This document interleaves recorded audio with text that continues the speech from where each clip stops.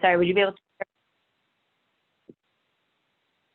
give me co-host capabilities so I can share my screen? Thanks. Great. Okay. All right. So this is the second in a series about Jewish texts relating to the other. So, looking at what does Jewish tradition have to teach us about what the other, how we are supposed to or not supposed to interact with people who are different from ourselves meaning Jews broadly. That definition kind of changes as we look at different textual bases. So today's session is entitled Debate Over Interfaith Marriage, Judaism's Favorite Pastime. So I want to begin first with, I think there's an idea that Judaism has always been opposed to interfaith marriage, right? That we've been a people that have always married amongst ourselves, and that's been a very insular tradition. But if you look even just to Genesis and Exodus, we find multiple examples of our forefathers and foremothers who married outside of the clan, right? At that point, it wasn't necessarily Judaism per se, but beyond the boundaries of what we consider to be the Israelite clan. So first, Abraham, after Sarah dies, marries a woman named Keturah, who is not within his family clan, who's a Canaanite. Similarly, Judah marries both Shua and Tamar, who are both Canaanites. And then Joseph marries Asenath, who not only is Egyptian, but she's the daughter of an Egyptian priest. And then, of course, Moses marries Zipporah, who he encounters when he's out in the wilderness, outside of the Hebrews. And Zipporah is the daughter, also similar to Asenath, is the daughter of Potipharah, also an Egyptian priest. Sorry, the daughter of Potiphar and the Midian priest Yitro. We also encounter ideas that there are people from outside of the Israelite lineage who are, embedded within Israelite society in a term called the Erev Rav. So the Erev Rav is this mixed multitude. So as the Israelites, the Hebrews, were getting ready to leave Egypt, they gathered all of their things, and they're about to leave slavery and go on to Exodus. And we read, and the children of Israel journeyed from Ramses to Succoth, about 600,000 walkers, adults not counting children. And also a mixed multitude, an Erev Rav, went up with them. And there are a lot of questions about who this Erev Rav is. Who are these people who seem to be not Hebrew slaves? There's some other group of people, but they decide to join the Hebrews in leaving Egypt. And there's a lot of questions of why, right? Were they leaving because they believed in God? They believed in Adonai? Were they leaving to escape slavery? They had witnessed the plagues and the power of God, and perhaps had decided that Adonai was going to be the God that they were going to follow. And there's nothing that we see in the text that suggests that these non-Israelites were not welcomed within the community. Similarly, in Deuteronomy 29:9 through 11, which goes even further to demonstrate that the Erev Rav was well integrated into the Israelites, it explicitly acknowledges that the Israelites were no longer descended from Abraham when the law was given at Sinai, right? That there was this a mixed group of people, not just the descendants of Abraham.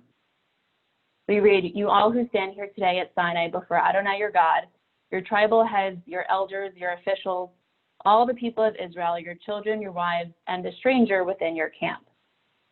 So, and that word stranger is the word ger. So a few weeks ago in the first part of this series, I talked about the ger and who exactly the ger is. And one idea about who the ger is, the stranger, which we translated as resident alien, was one of these people who decided to throw their lot in with the Israelites as they left Egypt for freedom.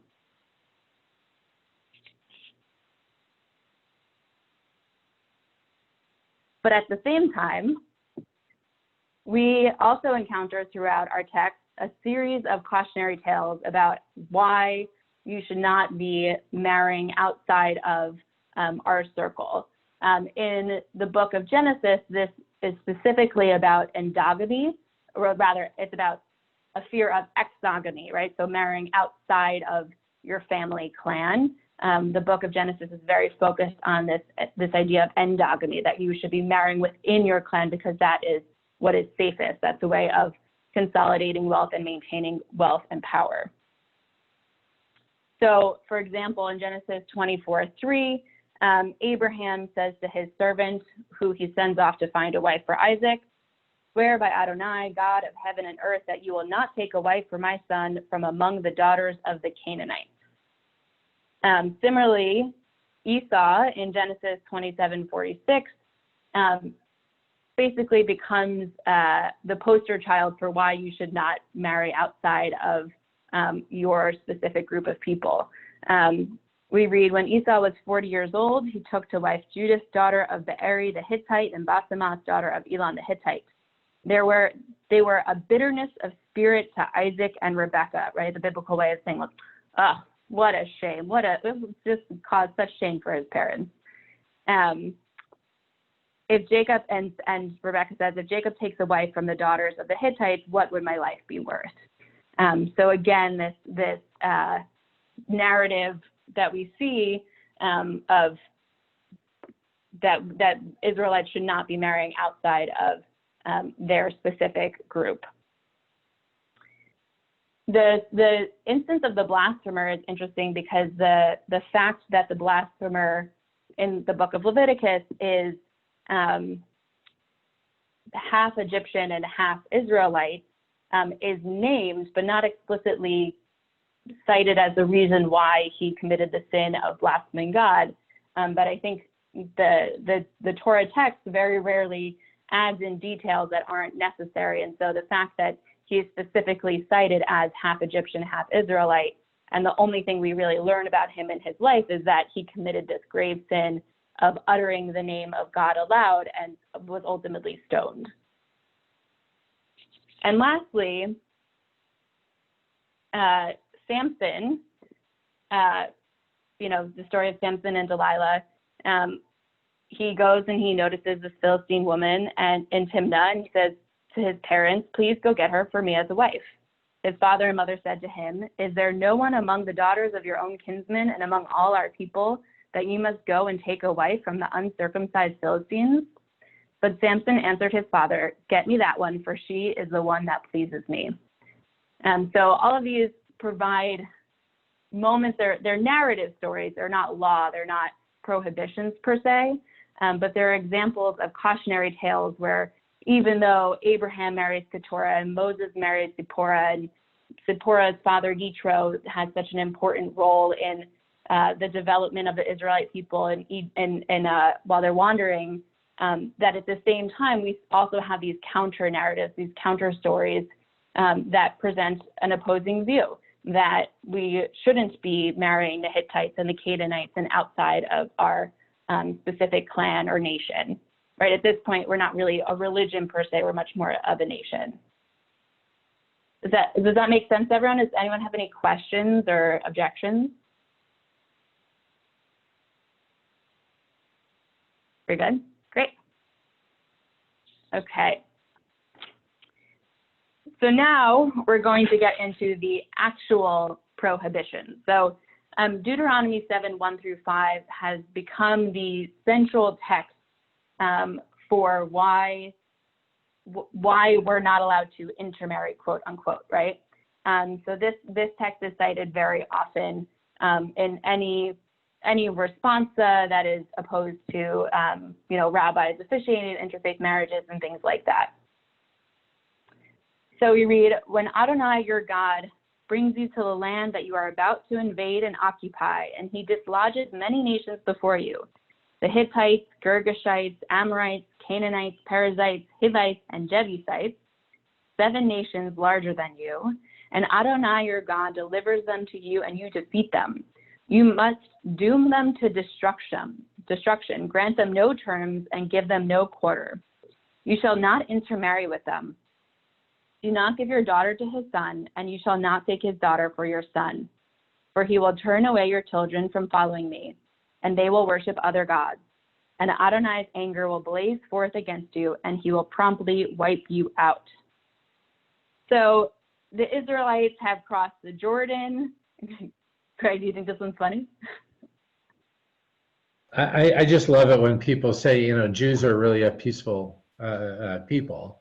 And, it's like, well, why don't we look at this text? And it's not an obscure little apocryphal book, but, it's both the attitude towards what you're, leave no quarter, whatever. And it seems bizarre that it says you shouldn't marry them when it basically says you need to wipe them out. So why would you be able to, to do that? So sorry. And then, of course, if you don't do it, then God will wipe you out. So it's like, okay.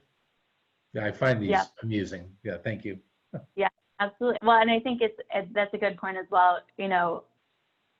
The worst phrase that you can ever hear from a Jewish teacher, and I'm sure I probably say it accidentally all the time, is Judaism teaches X, right? Or Judaism commands X, right? Like very, very often, very, very rarely can you actually say Judaism believes this one thing. And that's one of the things that I think makes Judaism a really fascinating religion, is that it is multifaceted and contradictory, and life is contradictory and multifaceted, and we're constantly making difficult choices, and and it's right there in our text. It's embedded within it. So, Greg, that's a great point that it does say first that you need to completely destroy these specific, first of all, these specific 7 nations, right? So it's not saying anyone who's not an Israelite. It's a very specific group, different groups of people. Although I do want to point out the parallel to the Muslim ban just struck me, that it sounds like, yes, this is only a specific group of nations, but it may in fact have been all the nations that existed there, at that time. So that's an interesting question. Like, what other what's excluded from this list? And I don't know that well enough to know. There are nations that are excluded and that are specifically cited as being excluded. One is Egyptian. The Moabites are not on here. I don't know if Philistines exist. Like if it's also like depending on when the text was written and who the author was, what other nations the author was aware of. But the Egyptians, we are very clearly allowed to intermarry with Egyptians. Right. But I'm just saying, but the Egyptians are not listed. I'm just saying this is when they're entering the land. There are no Egyptians in Canaan. Oh, in the land. Right. So what I'm saying is that were there living in Canaan any other than these 7 nations, because since it includes Canaanites, that might be the local. I just don't know enough about the groupings to know, was there anybody left in the land, or in effect, that you're wiping out everybody and you really can't intermarry with anybody. But it is interesting that it's saying you just specifically should not take children from the others to marry with, as opposed to saying you have to marry within. Right. So, but you'll get there. Sorry. Yeah, go ahead. That was great. Thank you, Greg. Yeah. What is the concern? What is the text saying is the reason why you should not intermarry? Yeah, well, just because you're going to be turned away to other gods. This is obviously they worship other gods, and that's the main thing that you're guarding against. Excellent. Yeah, and we'll see later on in Ezra and Nehemiah, the opposition to intermarriage takes a very different and very almost a more menacing angle why the prohibition exists. But here it's very clearly because if you marry them, then your children are going to end up worshiping their idols, and that's going to be a problem. Of course, we can think back to the story of Rachel, right? Rachel is leaving her father Laban, and she is supposed to have been, an approved marriage, but at the same time, she still takes idols and hides them under the saddle of her horse, or what? Not horse, but the saddle of her donkey. So clearly, there's still idol worship, and there's still other things happening, and yet Rachel's children still end up carrying on, being worshipers of Adonai.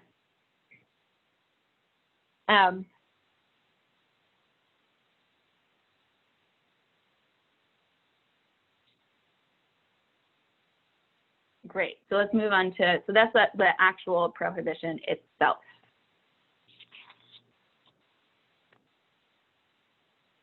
Things change a bit after the fall of the first temple and the return to Zion. So we're talking about 586 BCE. We're talking that general time period. And so after the first temple was destroyed, the community was just in absolute shambles. And the leaders of the community, right? So the first expulsion is not the entirety of the Jewish people, but rather it's specifically the leaders of the community are exiled to Babylon, right? This was a method of breaking down structures and making sure that the people who were left behind didn't have the tools necessary to rise up against the new power. So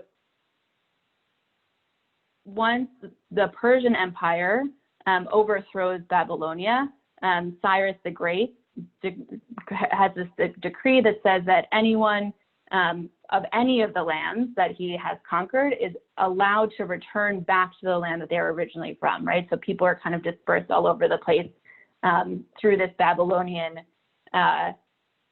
policy of population swap, and Cyrus, as a means of maintaining control, says you can go back. But what happens is when a lot of these individuals come back to the land of Israel, they find that Israel looks very different than it had when they left. There's a lot of intermarriage, and also the people who were left behind have this kind of like broken faith in what was expected of them, right? That the temple was there, it was a sign that things were going well, they knew how to worship God, things had structure, and then things kind of devolve as soon as the temple falls. But these two camps emerge in relation to whether or not it is permissible for Israelites to marry people of other ethnic backgrounds, right? Other clans. So you have the assimilationists on the one hand, like the prophet Isaiah, who says, as for the foreigners who attach themselves to Adonai, to minister to him and to love the name of Adonai, to be his servants, all who keep the Sabbath and do not profane it, and who hold fast to my covenant, I will bring them to my sacred mount and let them rejoice in my house of prayer. Their burnt offerings and sacrifices shall be welcome on my altar, for my house shall be called a house of prayer for all peoples. So in other words, Isaiah says, if you're doing the things that you need to be doing, if you are worshiping God, if you're bringing sacrifices, if you are following the laws of the Torah, not the Torah at the time, but if you are following the laws of our society, then you are, it doesn't matter if you're a foreigner, you are welcome in this community. You are a part of this community. On the other hand, you have segregationalists, sorry for the typo.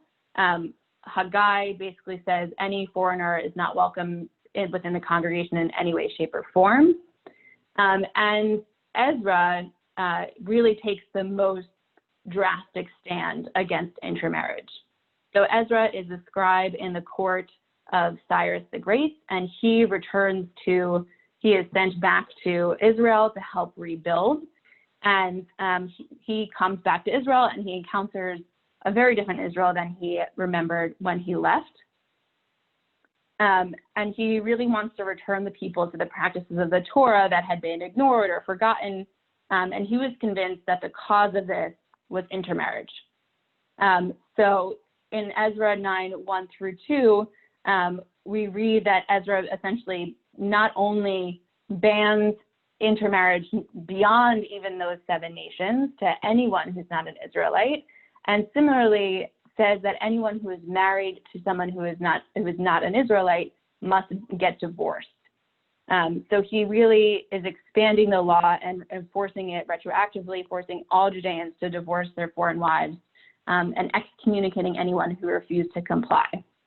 So you have these 2 poles, and we can see throughout our Jewish text the push and pull of each group putting in their own literature in the canon as a means of, well, they themselves didn't put in the canon, but they wrote different stories, both historical and fictional, that are presented as a way of presenting their side of the story of why we should allow foreigners into our community or why we should remain isolationist.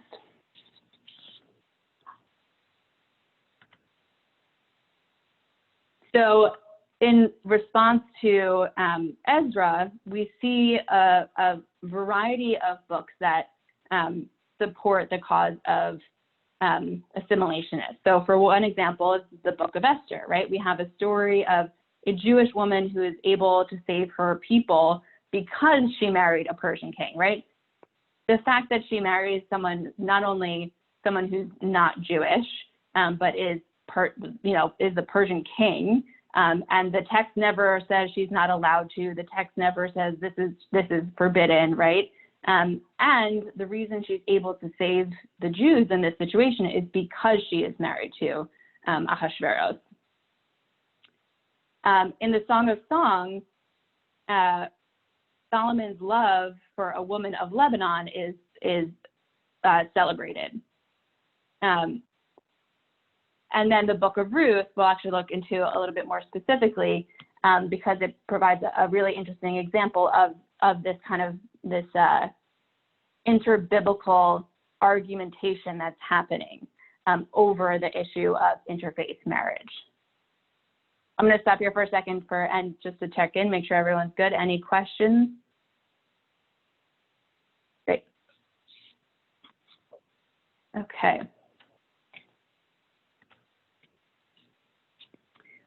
So I thought looking at the book of Ruth would be helpful, because I think it's a great case study of how this argument has woven its way throughout our textual tradition. And because we are coming off of the holiday of Shavuot, in which we read the book of Ruth. So Ruth is identified as a Moabite, right? So she is from the land of Moab. Does anyone know anything about the Moabites, what their origin story is? No? Okay, so the Moabites are descendants of Lot, right? So they're the product of incest between Lot and his daughters, right? Lot escaped from Sodom and Gomorrah. He and his daughters hide in the caves. His wife has turned into a pillar of salt. His daughters assume that they're the last living beings on earth, and so they get their father drunk, they sleep with him, and they produce these 2 lines of people. One is Moab, and the other son is Ben-Ami, which becomes the Ammonites, right? So Ben-Ami literally means the son of my father, right? And it's what's called an etiological narrative, which means it's an explanation, right? That basically whoever wrote it was like, you know who I really don't like? The Moabites. Why don't we figure out a way to make their origin story something that makes them look really depraved and terrible, right? So you have this story of Lot and his daughters. In Numbers 22-24, we have the story of Balak and Bilam. right? So Balak is the king of the Moabites, and he sends the sorcerer Balaam to curse the Israelites. But when Balaam gets there, God intervenes, and he opens his mouth, and instead of curses, he utters blessings, right? But it's not coincidental that Balak is a Moabite, right? It's just another way of mirroring their names. And in Deuteronomy 23, we read that no Ammonite or Moabite, right, the descendants of Lot, shall be admitted into the congregation of Adonai. None of their descendants, even in the 10th generation, shall ever be admitted into the congregation of Adonai, because they did not meet you with food and water on your journey after you left Egypt. And because they hired Balaam, son of Beor, from Pethor of Aram Naharaim, to curse you. So Deuteronomy is very clear that Moabites and Ammonites are like just not, I mean, it's not even talking about intermarriage here. It's just saying like they are just not welcome, right? They cannot hang out with us. No chill, not allowed. So it's fascinating that in the book of Ruth, she is identified as a Moabite, right? The entire Tanakh, the entire Torah rather, goes out of its way to smear the name of the Moabites and to make them seem like these really backwards, they're the product of incest, right? They are trying to curse us. They are very clearly presented as our enemy. And yet the protagonist of the book of Ruth, right? We have an entire book that is named after this Moabite. And we learn at the very end of the story, right? Ruth ultimately, she's first married to an Israelite. She's married to one of Naomi's sons, who then dies. And so that's why she clings to Naomi. And so, it's clear that she was married to an Israelite first. And then she remarries within the family to Boaz, who's a kinsman. And we learn at the very end that Ruth, right, there's this little genealogy that's provided at the end, and we find out that Ruth gives birth to Obed, who's the father of Jesse, the father of King David, right, who's one of the most revered figures in the Hebrew Bible, right? King David is lifted up as this great hero. Not to mention, the language around Moshiach and Messiah and Messianic tone. So I think here the Tanakh is giving us, the book of Ruth is sending a profound message that a person who's seen as a descendant of the most vile group of people can declare, your God is my God, wherever you go, I will go, and ultimately produce the lineage of King David.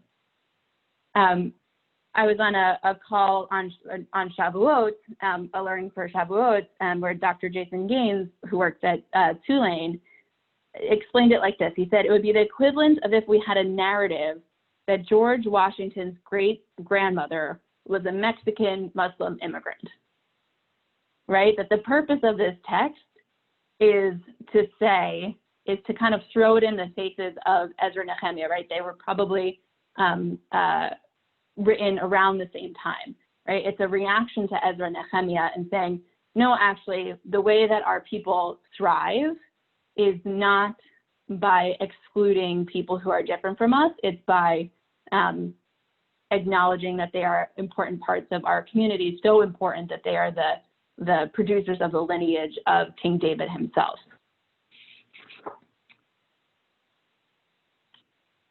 Does that all make sense? Any questions? Yeah, Rachel. I'm curious, I feel like that is not right, you're saying that in some ways it's like this radical story, but it's like I feel like that lineage is in some ways buried. Or maybe I'm just not aware. Do you feel like that is, in what way, in what could that be more widespread knowledge, or do you think it's intentionally kind of hidden, the lineage? So I don't think from the perspective of the authors who wrote it, I think for the authors who wrote it, that was the whole point of the whole story, right? They were sitting to get to that. That's the punchline. Mm-hmm. But what happens often when we read any of the Hebrew Bible, right, is we are reading it from our contemporary perspective. And so the things that jump out at us are different than what would have jumped out at a reader in antiquity.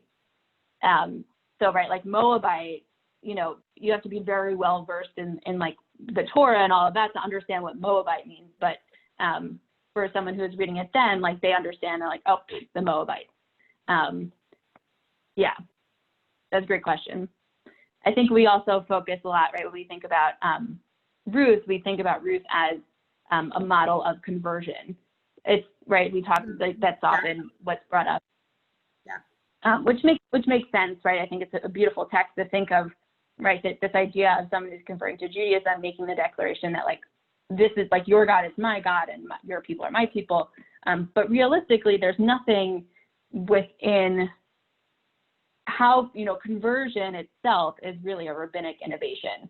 And there's nothing within the text that ever suggests that Ruth ever loses her status as a Moabite, that she ever becomes an Israelite, fully. Like there's no sense that she actually fully converts.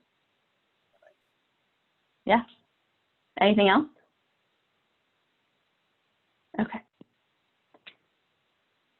So, the reason why I wanted to present on this is because I think, going back to what I was saying earlier, there is no one Judaism says X, Y, or Z, right? And I wanted to focus on the Bible because, once you get into rabbinics and you get into the contemporary arguments about interfaith marriage, right, it gets sticky. But I think it's important to look back at what our biblical text has to say. And at the end of the day, our biblical text has a lot to say, and it's contradictory, right? This is an argument that's been occurring for thousands of years. And there isn't one perspective that is the perspective of the Jewish tradition. Any final thoughts, questions, comments, objections? Well, I guess my only comment would be that given the differences or conflicts or whatever, that people simply choose those items that they want to use to support. And the irony of that is for those who want to argue that it is, that intermarriage just shouldn't be the problem that it is for everybody, which I assume is part of where you're, why we're going through all this to know this, then does it really matter what the Torah says in this regard? Like it's an interesting question that says we need to stop, if the position is we need to stop judging people and welcome everybody in and do this and do that, then why would we care what the halakha, so to speak, or the basis of that is, except to want to make an argument that it's very Jewish, it's very traditional, it's very original to do this, which is what the Reform movement did when it changed about patrilineal descent. So it is just this little bit of to the people who are steeped in this, I think it's good to find precedent. I think it's good to find, for those of us who want to say we're not just breaking with tradition and saying screw it, but ultimately most of us or a lot of us or people are feeling very empowered these days to say, well, yeah, no, I completely disagree with the Torah's approach on this or with Judaism's approach. But it's important to know what I'm disagreeing with or saying, to name that and why I'm doing it. But it is this interesting rub as we go through it, that do people want to find support or precedent or something like that, and why does that offer legitimacy? So anyhow, that's just a reaction that you don't have to go down right now or not. No, but it's a great point. It reminds me of like the original reformers took the position of you need to know all of, right? You need to be well versed in everything that Judaism has to offer, and then you can reject it. But you can't reject it until you know what it has to say, right? You can't disagree until you know what it actually says. Agreed. Right. Mm-hmm. Great. Well, thank you, Greg. Thanks for joining us. Thank you, Rachel.